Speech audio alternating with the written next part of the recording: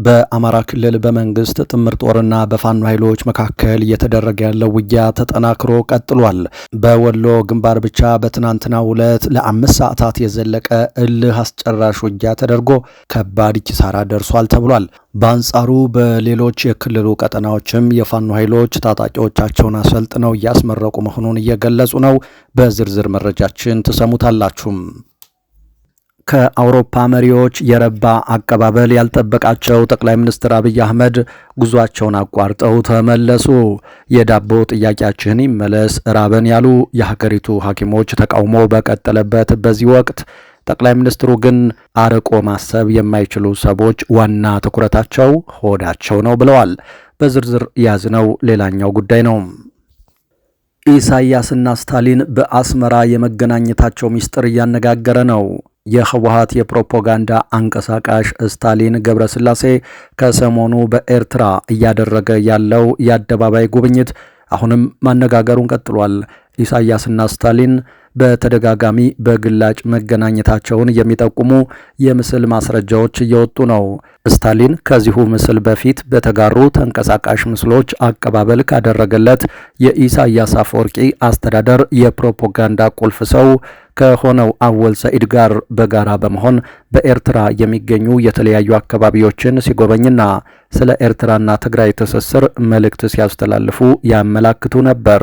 በተለይ ስለ ኤርትራና ትግራይ ግንኙነት በህወሓት አመራሮች በኩል የሶስተኛ ወገን ፈቃድ አያስፈልግም የሚሉ ተከታታይ መልእክቶች ከተጋሩ በኋላ ከኤርትራው ፕሬዝደንት ጋር የህወሓቱ ቁልፍ ሰው መታየቱ ጉዳዩን ይበልጥ አነጋጋሪ አድርጎታል።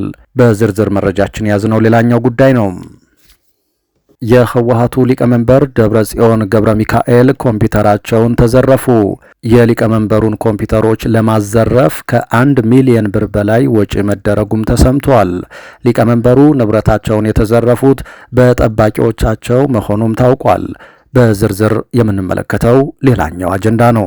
ሰላም ጤና ይስጥልን። በመላው የዓለም ክፍል የምትገኙ ክቡራትና ክቡራን የኢትዮስ ሚዲያ ቤተሰቦች እንደምን ቆያችሁ? እነሆ ከተለያዩ ታማኝ መረጃ ምንጮች የደረሱንን አዳዲስ መረጃዎች ይዘን ቀርበናል። ለቻናላችን አዲስ የሆናችሁ ካላችሁ ሰብስክራይብ አድርጉ፣ ቪዲዮውንም ላይክና ሼር በማድረግ ጀምሩ። በቀጥታ ወደ መረጃዎቹ አለፍን። እስከ መጨረሻው ተከታተሉን። በአማራ ክልል በመንግስት ኃይሎችና በፋኖ ኃይሎች መካከል የሚደረገው ውጊያ ተጠናክሮ ቀጥሏል። በተለይም በሰሜን ወሎ ዞን በመንግስት ጥምር ጦርና በፋኖ ኃይሎች መካከል ትንቅንቁ እንደቀጠለ መሆኑን ከስፍራው የሚወጡ መረጃዎች ያመለክታሉ። ላለፉት 2 ቀናት የስትራቴጂክ ጠቀሜታዋ ከፍ ባለው በአስና አጎራባቿ በጊራና ከተማ ባደረጉት አውደ ውጊያ ከፍ ያለ ድል እንደተቀዳጁ የገለጹት የምስራቅ አማራ ኮርና የልጅ ኢያሱ ኮር የፋኖ ኃይሎች ከትናንት ምሽት ጀምሮ ደግሞ በሀብሩ ወረዳ ስር በሚገኙት በውርጌሳ፣ በሊብሶ፣ በቀይ አፈርና በአካባቢው በወሰዱት የማጥቃት እርምጃ ከፍ ያለ ድል ማስመዝገባቸውን እየገለጹ ናቸው። ሁለቱ ኮሮች በመቀናጀት ቀደም ሲል በጊራናና በአስ የተደረጉትን አውደ ውጊያዎች በድል ማጠናቀቃቸውን ተከትሎ በሀብሩ ወረዳ ስር ወደሚገኙት ከተሞች እየገፉ መምጣታቸውን የገለጸው የኮሩ የህዝብ ግንኙነት መምሪያ ከትናንት ምሽት ጀምሮ በውርጌሳ፣ በሊብሶና በቀይ አፈር በፈጸሙት የማጥቃት እርምጃ አመርቂ የሆኑ ድሎች እንደተመዘገቡ ተናግረዋል። ከምሽት ጀምሮ በቀጠለው ውጊያ የመከላከያ ጦር መድፍና ዙ 23ን ጭምር ቢጠቀምም በውጤቱ ላይ ያመጣው ለውጥ የለም ያለው የህዝብ ግንኙነት መምሪያው ከ5 ሰዓታት ተከታታይ ትንቅንቅ በኋላ ውጊያውን በድል ማጠናቀቃቸውን ገልጿል። በውጊያው ለጊዜው ቁጥራቸውን መግለጽ በማይቻል ሁኔታ በርካቶች ሰለባ መሆናቸውና መቁሰላቸውን፣ ጥቂት የማይባሉት ደግሞ መማረካቸውን አመልክቷል። የዓይን እማኞች በበኩላቸው በትንሹ በ3 ፓትሮሎች የተጫኑ ቁስለኞች ወደ መርሳ ሆስፒታል ሲወሰዱ ማየታቸውን ተናግረዋል። ሰሞኑን በተለየ መልኩ በሰሜን ወሎ ዞን እየተደረገ ባለው ውጊያ ዙሪያ ከመከላከያ በኩል እስካሁን የተሰጠ ምንም አይነት መግለጫም ሆነ ማስተባበያ የለም። ይህ በእንዲህ እንዳለ የፋኖ ኃይሎች በተለያዩ አካባቢዎች ታጣቂዎቻቸውን አሰልጥነው ማስመረቃቸውን እየገለጹ ናቸው። በክልሉ መጠናቸው ይቀንስ አሊያም ይጨምር እንጂ በተለያዩ ቦታዎች የሚደረጉ ውጊያዎችና የሚፈጸሙ ጥቃቶች አሁንም እንደቀጠሉ ናቸው። ከሰሞኑ የመከላከያ ሰራዊቱ ከክልሉ የጸጥታ ኃይሎች ጋር በመቀናጀት ወደ ፋኖ ኃይሎች ኃይሎች መገኛ ስፍራዎች በማቅናት የሚከፍታቸው ዘመቻዎችን ተከትሎ በአጸፋ የሚሰጡ የደፈጣ ውጊያዎችና የተኩስ ልውውጦች ከፍ ያለ ጉዳትን እያስከተሉ ነው። በጎጃም ቀጠና ከባህር ዳር ቅርብ ርቀት ባሉ አካባቢዎች ጃዊ ቴሌሊ ቀጠና ድረስ የነበሩ ሁነቶች ቀዳሚ አብነቶች ናቸው። ትናንትና ከትናንት በስቲያ በደቡብ ጎንደር አንበሳሚ አካባቢ፣ በምዕራብ ጎንደር ቋራ በሙር፣ ከቀናት በፊት ደግሞ በሰሜን ጎንደር አጅሬ ጃኖራና ዛሪማ አካባቢዎች ላይ የመንግስት ኃይሎች ወደ ፋኖ ኃይሎች መገኛዎች በማምራት የከፈቷቸው ዘመቻዎች ተከትሎ በርካቶች ለህልፈት የተዳረጉባቸው ጥቃቶችና ውጊያዎች ተከናውነዋል። በወሎ ግንባር ጊራና ከተማ ደግሞ የፋኖ ኃይሎች ያደረሱት የቦምብ ጥቃት በክልሉ የጸጥታ ኃይሎች ላይ ጉዳት ያስከተለ ሆኗል። እነዚህ ዘመቻዎች የተከፈቱት የክልሉ ምክትል ርዕሰ መስተዳደር አብዱ ሁሴን ወደዚሁ ቀጠና ላሊበላ ከተማ በተጓዙበት ተመሳሳይ ዕለት ነው። ቅዱሷ ከተማ የሽፍታ መፈንጫና መደበቂያ ሆናለች የሚል ንግግር ሰዎችን ሰብስበው ሲያደርጉም ተሰምተዋል። የሃይማኖት አባቶችን ሰብስበው ፊት ለፊት ትግል በማድረግ ጽንፈኝነትና ጽንፈኞችን አውግዙ አክስሙም ሲሉ ጠይቀዋል። ይህንን የተናገሩት ምክትል ኢታማዦር ሹሙ ጀነራል አበባው ታደሰን ጨምሮ የጦር አዛዦችና የብልጽግናው ሹማምንት የፋኖ ኃይሎችን ከስመዋል ሲሉ ከሰነበቱ በኋላ ነው። የፋኖ ኃይሎች በበኩላቸው አሁንም አዳዲስ ታጣቂዎቻቸውን እያስተዋወቁ ይገኛሉ። ባለፉት ተከታታይ ቀናትም በተለያዩ ስፍራዎች ተመሳሳይ መረጃዎችን ማሰራጨታቸው የሚታወስ ነው። በክልሉ ያለው ነባራዊ ሁኔታ የፋኖ ኃይሎች ሲያሰለጥኗቸው የቆዩ ታጣቂዎቻቸውን እንዲህ ባለ ሁነት በአደባባይ እያስመረቁ የሚታዩበት ነው። የፋኖ ኃይሎችን በየጥሻው እንዲደበቁ አደረግናቸው የሚለው የብልጽግናው መንግስትም በወገኑ ከተለያዩ አካባቢዎች ላለፉት ሳምንታት ሲያሰባስባቸው የቆዩ ታዳጊዎችና ወጣቶችን በየማሰልጠኛዎቹ ስልጠና ማስጀመሩ የሚታወቅ ነው። በሌላ መረጃ የህወሓቱ ሊቀመንበር ኮምፒውተራቸውን ተዘረፉ። የሊቀመንበሩን ኮምፒውተሮች ለማዘረፍ ከ1 ሚሊዮን ብር በላይ ወጪ መደረጉ ተሰምቷል። ሊቀመንበሩ ንብረታቸውን የተዘረፉት በጠባቂዎቻቸው ስለመሆኑም ታውቋል። ከአንድ ዓመት ከመንፈቅ በፊት የትግራይ ክልልን እርስ በርስ ለመከፋፈልና አመራሩን ለማጋጨት የሚንቀሳቀስ በጠቅላይ ሚኒስትሩም የሚመራ ቶፕ ኮሚቴ የተባለ መንግስታዊ አካል መቋቋሙን መዘገባችን አይዘነጋም። ይህ ኮሚቴ መጠኑ ያልታወቀ በጀት መድቦ ከሚያደርጋቸው እንቅስቃሴዎች መካከል አንዱ የህወሓት አመራሮች በክልሉ ውስጥ ተጽዕኖ ፈጣሪ የሆኑ ግለሰቦችና ቡድኖችን መግደል፣ ማጋደል፣ መበተንና ማጋጨት እንደሆነ ሲነገርም ነበር። በዚህ ስልት የሚያደርገው እንቅስቃሴ ገፍቶ የህወሓቱ ሊቀመንበር ደብረጽዮን ገብረ ሚካኤል ኮምፒውተር መዝረፍ ላይ ደርሷል የሚሉት የመረጃው ምንጮች ይህንን የመራውና ያሰማራው የቶፕ ኮሚቴ አባል የሆነው የብሔራዊ መረጃና ደህንነት አገልግሎት ስለመሆኑ ይገልጻሉ። የህወሓቱ ሊቀመንበር ደብረጽዮን ገብረ ሚካኤል ንብረት የሆኑ 2 ላፕቶፕ ኮምፒውተሮች መሰረቃቸውንም ከታማኝ ምንጮች ለማረጋገጥ ችለናል። ሊቀመንበሩ ግን ኮምፒውተሬ አልተሰረቀም ለማለት ያክል ባሳለፍነው ማክሰኞ አንድ ማክቡክ ይዘው በግንቦት 20 መታሰቢያ በዓል ላይ የታደሙ ቢሆንም ጣቢያችን ያረጋገጠው ግን 2 ኮምፒውተሮቻቸው መሰረቃቸውን ነው። ሁለቱም ኮምፒውተሮች የተሰረቁት በ2 የግል ጠባቂዎቻቸው አማካኝነት ስለመሆኑም ተሰምተዋል። ባሳለፍነው ሐሙስ ለ40 አጥቢያ ሌሊት የተሰረቁት ሁለቱም የሊቀመንበሩ ኮምፒውተሮች ከቢሮአቸው ውስጥ የተወሰዱ መሆናቸውንም ለማወቅ ተችሏል። ጉዳዩን በዝርዝር የሚያውቁ አንድ የደህንነትና የጸጥታ ጉዳዮች ኃላፊ ለጣቢያችን እንደተናገሩት ሁለቱንም ኮምፒውተሮች የሰረቁት 2ቱ ሰዎች የቪአይፒ ጥበቃ አባል ሆነው በቅርቡ ወደዚህኛው ተልዕኮ የተቀላቀሉ ወታደሮች ናቸው። ብልጽግናዎች ይህንን የኮምፒውተር ዝርፊያ ለማከናወን እስከ 1.5 ሚሊዮን ብር ወጪ ማድረጋቸውም ነው የተነገረው። ገንዘቡ ለምን ዓላማ ወጪ እንደተደረገ ግን ምንጩ ከማብራራት ተቆጥበዋል። የኮምፒውተሮቹን ምን አይነትነት የጠየቅነው አንድ አስተያየት ሰጪ በበኩሉ ደብረጽዮን ገብረ ሚካኤል ከጦርነቱ በፊት ይጠቀሙባቸው የነበሩ አሮጌ ኮምፒውተሮች መሰረቃቸውን ለቅርብ ሰዎች ሲናገሩ ሰምቻለሁ ይላሉ። ደብረጽዮን ገብረ ሚካኤል ሁለቱን ኮምፒውተሮች ከጦርነቱ በፊት የነበሩና ምንም አይነት ጠቃሚና ወቅታዊ መረጃም የማይገኝባቸው ናቸው የሚለውን ጉዳይ ለቅርብ ባልደረቦቻቸው መናገራቸው የተሰማ ቢሆንም በይፋ የተናገሩት ነገር ግን የለም። ጣቢያችን ግን ሁለቱም ኮምፒውተሮቻቸው በጠባቂዎቻቸው መሰረቃቸውን ለማረጋገጥ ችሏል። በሌላ መረጃ የትግራይ ክልል ጊዜያዊ አስተዳደር ወደ ክልሉ የሚገቡ የጭነት መኪኖች ስለታገዱበት ምክንያት ማብራሪያ እፈልጋለሁ ሲል የብልጽግናውን መንግስት ጠየቀ። ከአዲስ አበባ ተነስተው በአፋር ክልል ወደ ትግራይ የሚጓዙ ሸቀጥ የጫኑ መኪኖች ከግንቦት 18 2017 ዓ.ም ጀምሮ ወደ ትግራይ እንዳይጓዙ ተከልክለው አፋር ክልል ላይ እንዲቆሙ መደረጋቸው ይታወቃል።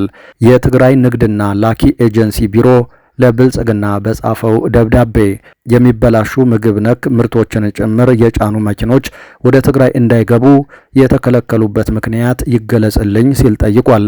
የጭነት መኪኖቹ አፋር ክልል አዳይቱ ኬላ ላይ እንዲቆሙ የተደረጉት ለብልጽግና የወገኑ የትግራይ አክቲቪስቶችና ወደ ጌታቸው ረዳ ቡድን ያጋደሉ የክልሉ ተወላጆች ከትግራይ ወደ ኤርትራ ሸቀጥ እየተጓጓዘ ነው የሚል ጉትጎታና ክስ ማቅረባቸውን ተከትሎ ነው። የሚበላሹ ምግብ ነክ ምርቶችን ጭምር ጭነው በረሃ ላይ መቆማቸው ያሳሰባቸው ከ100 በላይ አሽከርካሪዎች ለአፋር ክልላዊ መንግስት አቤቱታ አቅርበው እንዲጓዙ ፈቅዶላቸው የነበረ ቢሆንም ወዲያውኑ ብዙም ሳይጓዙ ከዛው አፋር ክልል ሰርዶ ሜዳ የሚባል ቦታ ላይ እንዲቆሙ ተደርገዋል።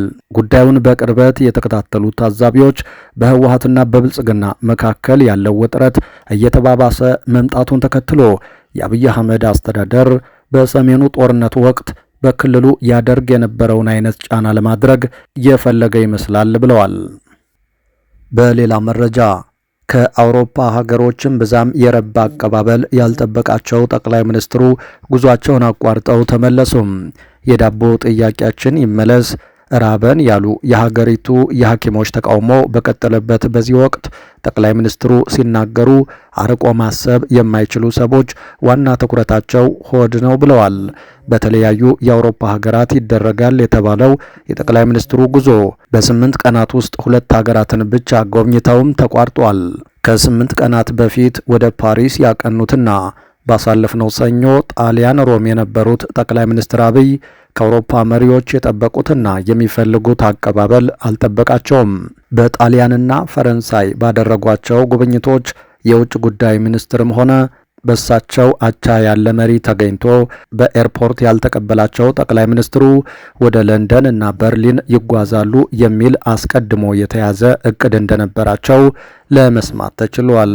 ይሁን እንጂ ጠቅላይ ሚኒስትሩ ምክንያቱ ባልታወቀ ሁኔታ ይህንን የአውሮፓ ጉብኝት አቋርጠው ከ1 ሳምንት ቆይታና ከ2 ሀገራት ጉብኝት በኋላ ወደ ሀገራቸው ኢትዮጵያ ተመልሰዋል።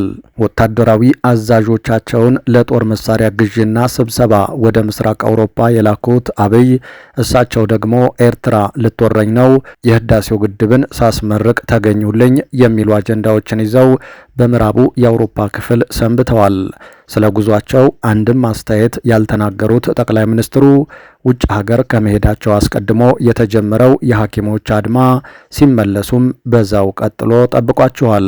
የደሞዝና የሥራ ቦታ ደህንነት ጥያቄን አንስተው አገዛዙ መልስ ስላልሰጣቸው ወደ ሥራ ማቆም አድማ የገቡት ሐኪሞቹ አሁንም በዚህ ውሳኔያቸው ላይ ቢጸኑም ጠቅላይ ሚኒስትሩ ግን ስለ ዕለት ጉርሳቸው የሚጨነቁ ሰዎች አርቀው ማሰብ የማይችሉ ትኩረታቸው ሆድ ብቻ የሆኑ ናቸው ሲሉ ተሰምተዋል። በሌላ መረጃ ፕሬዝዳንት ኢሳያስ አፈወርቂና ስታሊን ገብረስላሴ በአስመራ ቤተ መንግስት ታዩ። የህወሓት የፕሮፓጋንዳ አንቀሳቃሽ ስታሊን ከሰሞኑ በኤርትራ እያደረገ ያለው የአደባባይ ጉብኝት አሁንም ማነጋገሩን ቀጥሏል። ኢሳያስና ስታሊን በተደጋጋሚ በግላጭ መገናኘታቸውን የሚጠቁሙ የምስል ማስረጃዎችም እየወጡ ነው።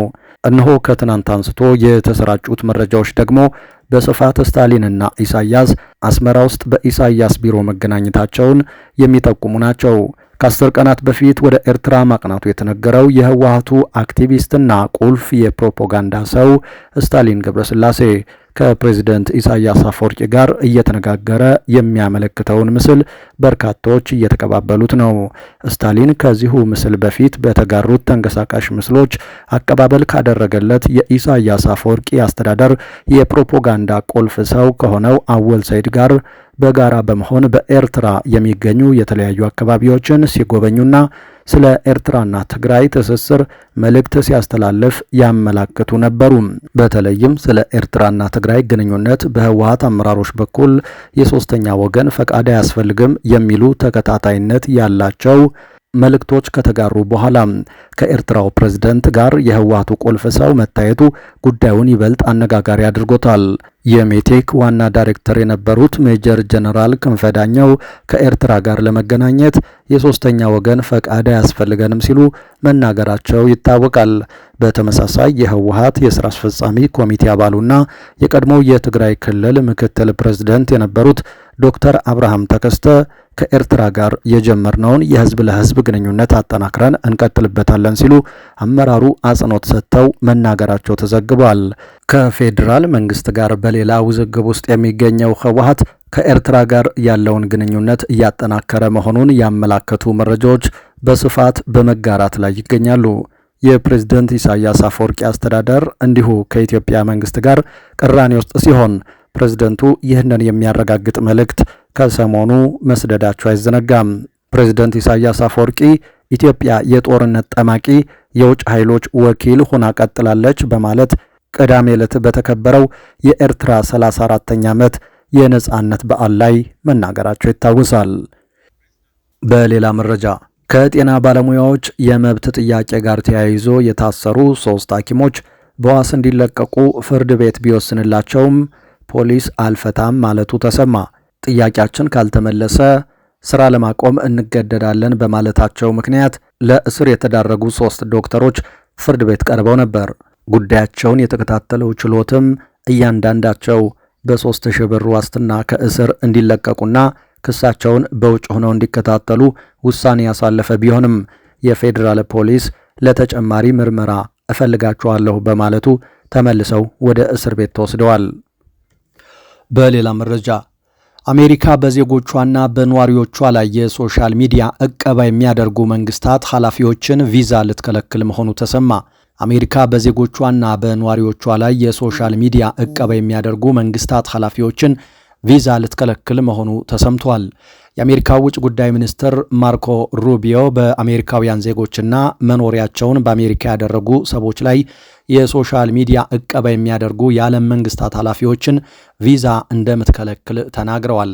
ሩቢዮ በዛሬው ዕለት ባደረጉት ንግግር ዕቀባው የሚደረግባቸው መንግስታትን ወይም ግለሰቦችን በስም ባይጠቅሱም የአሜሪካ ዜጎችን፣ ነዋሪዎችን እንዲሁም የአሜሪካ የቴክኖሎጂ ኩባንያዎችን የመናገርና መረጃ የማሰራጨት መብት የሚጋፉ የቪዛ ክልከላው እንደሚደረግባቸው ጠቁመዋል። ከቅርብ ጊዜያት ወዲህ የአውሮፓ ሀገራት በአሜሪካ የቴክኖሎጂ ኩባንያዎች ላይ ቅጣት ሲጥሉና ዕቀባ ሲያደርጉ እንደነበርና ይህም የትራምፕ አስተዳደርን እንዳላስደሰተ ተንታኞች ይናገራሉ። በተጨማሪም እንደ ኢትዮጵያ ያሉ ሀገራት በሶሻል ሚዲያ አጠቃቀም ላይ በተለያየ ጊዜ ዕቀባ ሲያደርጉ እንዲሁም ሶሻል ሚዲያ ላይ በተጻፈ ጽሑፍ ምክንያት ሰዎችን ለእስር ሲዳርጉ እንደነበር ይታወሳል። ማርኮ ሩቢዮ በዚህ ንግግራቸው የውጭ ሀገራት መንግስታት በአሜሪካ ምድር ላይ ተሆኖ ለተጻፈ የሶሻል ሚዲያ ጽሑፍ ማስፈራሪያ ወይም የእስር ትዕዛዝ ማቅረብ አይቻላቸውም ብለው ተናግረዋል። አክለውም አንዳንድ መንግስታት የአሜሪካ ኩባንያዎች ዜጎችና ነዋሪዎች ላይ ድምፅን ለማፈን የመሞከር ስልጣን የላቸውም በማለት አቋማቸውን ገልጿል። አንዳንድ ኢትዮጵያውያን ፖለቲከኞች፣ ጋዜጠኞችና የማህበረሰብ ወኪሎች በአሜሪካ እንዲሁም በሌሎች የዓለማችን ክፍሎች ሆነው በተለያዩ ጉዳዮች ላይ የተቃውሞ ድምፅ በማሰማታቸው በሀገር ቤት ሽብርን ጨምሮ በርካታ ክሶች ሲቀርብባቸው ተደጋግሞ ይታያል። የኢትዮጵያ መንግስት በውጭ ሀገራት ሆነው ግጭት በመፍጠር የክልልና የፌዴራል መንግስታትን በኃይል ለመጣል ተንቀሳቅሷል በሚል ተላልፈው እንዲሰጡት ጥያቄ ካቀረበባቸው ግለሰቦች መካከል አቶ ልደቱ አያሌው አንዱ መሆናቸው ይታወሳል። ከ2 አስርት ዓመታት በላይ በተቃዋሚ ፓርቲ አመራርነት ተጠቃሽ ከሆኑት ፖለቲከኞች መካከል አንዱ የሆኑት አቶ ልደቱ ወደ አሜሪካ ተጉዘው የቆዩት ለሕክምና ክትትል ነበር። በመንግስት በኩልም እንደሚፈለጉ የተገለጸው ከሀገር ውጭ በነበሩበት ጊዜ ነው። የተወደዳችሁ አድማጭ ተመልካቾቻችን ከተለያዩ ታማኝ መረጃ ምንጮች የደረሱን አዳዲስ መረጃዎች እነዚህ ነበሩ። ኢትዮስ ሚዲያ ከቆይታ በኋላ በሌሎች መረጃዎች ድጋሚ ይጠብቃችኋል። በያላችሁበት ሰላም ጊዜ ተመኘን።